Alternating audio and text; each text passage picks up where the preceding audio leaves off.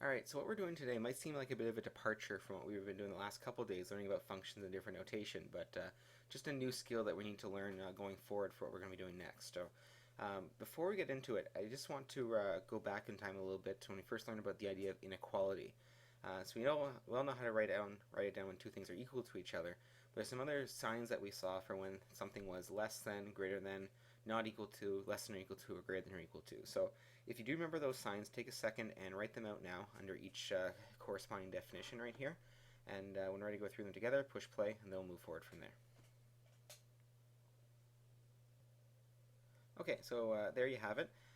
Now, as a bit of a reminder, if it was whatever that helped you remember back when you first learned these in elementary school, you were probably you treated them as an alligator or as Pac-Man, and generally the alligator or Pac-Man is trying to eat whatever was larger. So, if for example you had the expression 2 was less than 3, we always have the opening of the sign trying to eat the large number, which was 3. So, if that helps remember, then great. Otherwise, just remember how the signs work. So, with that in mind, let's try and look at some number lines and see how we can represent certain inequalities that way. So let's take a look at this first one here. So it looks like everything's shaded here between -7 and 6. As a note, in general, when you see an open circle, either on a number line or on any kind of graph, it means that that particular point is not included. So in this particular case, because -7 has an open circle around it, means we get really, really close to -7 but don't actually touch it. So everything up to -7 is there, but not actually the value -7 itself.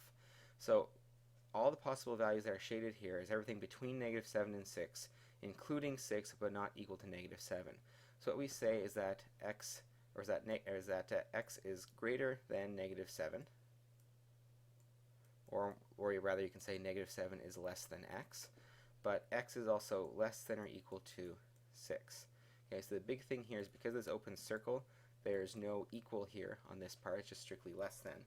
But since there's a closed circle here, this 6 is included, so it's also equal to 6.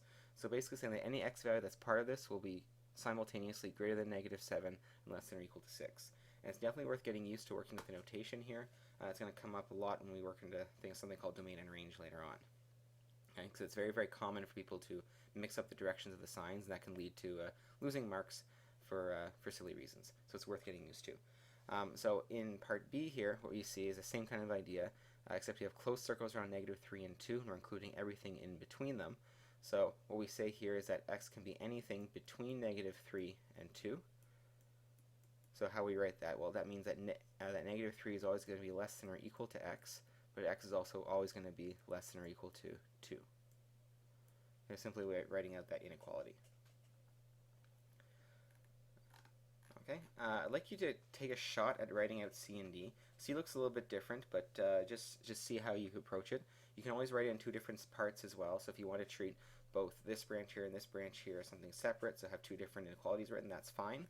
And then give D a try, and just give those a quick try, and then we'll try them together. Okay, so looking at here, just treating these as two separate pieces here. Over here we have any value that is strictly to the left, so strictly less than -5, not equal to because there's an open circle, so we say x is less than -5. Over here we have x being greater than or equal to 7.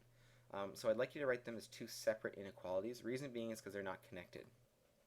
Okay, so while you might be tempted to write something along the lines of x is less than -5, but also it's greater than or equal to 7, this does technically make sense. I mean, it's correct because x is greater than or equal to 7, x is less than -5, but because it's not connected, it's just not proper to write it that way. So I would actually charge you communication if you did that on a test or on a quiz or an exam.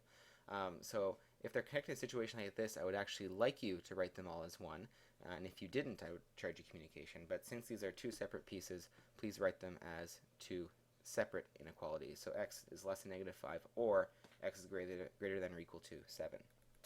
Okay, moving on, looking at D, so this one's a bit more straightforward. We have any x value larger than or equal to -8, so we say x is greater than or equal to -8. Okay, so let's try and go backwards now. So I'd like you to express each of these on a number line. I'll do the first one with you. So it wants me to draw x is greater than or equal to 3, or x is less than -2. So if it's greater than or equal to 3, pardon me, that means The equal part means that 3 is included, so I'm going to shade that in, close circle. Greater than means anything to the right, so this part will be x is greater than or equal to 3. For x is less than negative 2, since it's not equal to, I need an open circle around negative 2, and I'll go less than that, so anywhere to the left. Let's fill that in there. Pardon my arrows. Okay, so quickly try B on your own.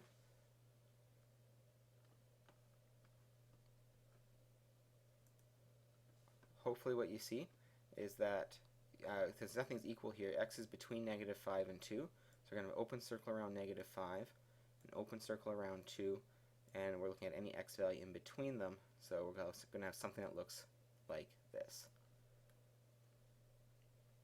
Okay, so let's move on. What we're trying to build off is the idea of solving what we call linear inequalities. So I'll talk about what that is in a minute, but first of all, let's work with some inequality operators here and see if we can find some patterns here. So let's start with 2 and 5. We know those aren't equal to each other, so what operator would we put? Well, we know that 2 is smaller than 5, so the correct symbol would be the less than sign, so 2 is less than 5. What I would like you to do now, take a minute or two, and see what happens as I do operations to both sides of this comparison, both sides of this statement, and see what what operator should go in there, whether it's less than, greater than, or something else. So take a minute and try that out. So here I have 2 plus 3 and 5 plus 3. Figure out which one's larger, then put in the correct the correct symbol, and then try doing that for all 6 of them and see what kind of patterns we notice. So give that a try and then we'll go through it together. Okay, so there you have it. And hopefully you notice a pattern here that you'll see that no matter really almost anything that we do to both sides of the inequality doesn't actually change the sign here. We can add something to both sides, subtract from both sides, multiply something to both sides, and divide something by both sides, and the direction of that sign isn't going to change. The only time that the direction of the sign changed was in 2 situations, when we multiplied by a negative value or when we divided by a negative value. Those are the only situations where the signs change direction from the original one. So generalizing that, what we can say is with any inequality, you can preserve the sign and direction of it unless you multiply or divide by a negative value. So the moment we do that, the direction of the inequality changes. So it goes from greater than to less than, or vice versa. Okay. So where this can help us is in solving a situation like this. So here we have 3x minus 7 is less than or equal to x minus 4. Now, I'll talk about algebraically how you can solve it here, and then I'll show you what it actually means on a graph. So if this wasn't a less than or equal to sign, let's say this was strictly an equal sign, this would be a very typical type of question that you would have seen way back in grade 9. Okay, and the idea here would have been to isolate for x, so bring all your x terms over to one side of the equation, and all of your constants to the right side of the equation, then eventually working through and isolating for x. Even though this isn't an equality, it's not an equation, it's an inequality, the same process still holds. We're still trying to isolate x. And all the things that we did in algebra back in grade 9 are still allowed, except with that one caveat that if we multiply or divide by a negative quantity, we change the direction of the sign. So let's see what happens here. So pretending like I'm back in grade 9 here, I'm going to subtract x from both sides. So 3x minus x is 2x, so I get 2x minus 7 is less than or equal to negative 4. Okay, and then I will add 7 to both sides of this inequality. So I wind up with 2x is less than or equal to 3. Okay, and then just like I would have done back in grade 9, I will divide both sides of this equation by 2. And again, I'm using improper terms. I should not call this an equation because they're not equal to each other. It's an inequality, so divide both sides of the inequality by 2. So x is going to be less than or equal to 3 over 2. So what does this mean? What does it mean for x to be less than or equal to 3 over 2? Okay, because we're used to solving equations where there's one certain value for x. Here this is saying that any x value less than or equal to 3 halves is a possible solution. So what does this mean? Well, let's take a look at Desmos. Okay, so I've graphed both y equals 3x minus 7 and y equals x minus 4 on Desmos. So I've got 3x minus 7 here in red and x minus 4 here in blue. And what the equality is asking us is when 3x minus 7 is less than or equal to x minus 4. So what does it mean for one function or one line to be less than another? Well, how can we compare these? Well, it's by looking at their y values. So what it's really asking us is, when is the y value of 3x minus 7 less than or equal to the y value of x minus 4? So let's say you take an x value at random. Let's say to look at x equals 5. When x equals 5, on the blue line here, x minus 4, the y value is 1. And on the red line, the y value is 8. So on this particular case, x minus 4 is less than 3x minus 7. What the inequality is asking us to find is all the x values where, again, the red line, 3x minus 7, is less than or equal to x minus 4. So that's not going to happen anywhere over here. It's going to happen anywhere to the left of this intersection point at x equals 1.5. So anywhere over here, any x value you take over here, let's say we look at x equals negative 1, you can see the y value of the blue line, x minus 4, is negative 5, and the y value of the red line is way down here at negative 10, so it's lower. This is a possible answer. Visually, what you can see is that anywhere in this green shaded area, any x value that's in here, you'll see the red line, again, y equals 3x minus 7, is less than the blue line, y equals x minus 4. And that's really what we're trying to solve for here. All the range of possible x values that will make this particular inequality true. Okay, so now let's take a look at B. Okay, so we have negative 5x is less than or equal to negative 30. What we're going to want to do here to isolate for x is divide both sides of the equation by negative 5. Okay, so those cancel, you're going to be left with x. And negative 3 divided by negative 5 is 6. But here's where we have to be extra careful. See, we just divided by a negative number. And we know that when we multiply or divide by a negative quantity, the direction of the inequality changes.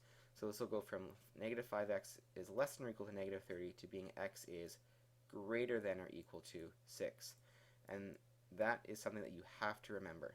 Okay, it's the only thing that changes. It's the only thing that's really different about solving these versus solving equations is being careful to when to change the signs. Okay, so I'll show you visually what this looks like. Negative 5x is less than or equal to negative 30. And you can see here on the graph you have y equals negative 5x here. You have y equals negative 3 as a horizontal line right here. You see their point of intersection at 6 and negative 30. So any x value that's greater than or equal to 6 will see the line lower than y equals negative 30. Okay, at this point I would like you to try C on your own. So pause the video, give it a try, and push play and ready to go through it together.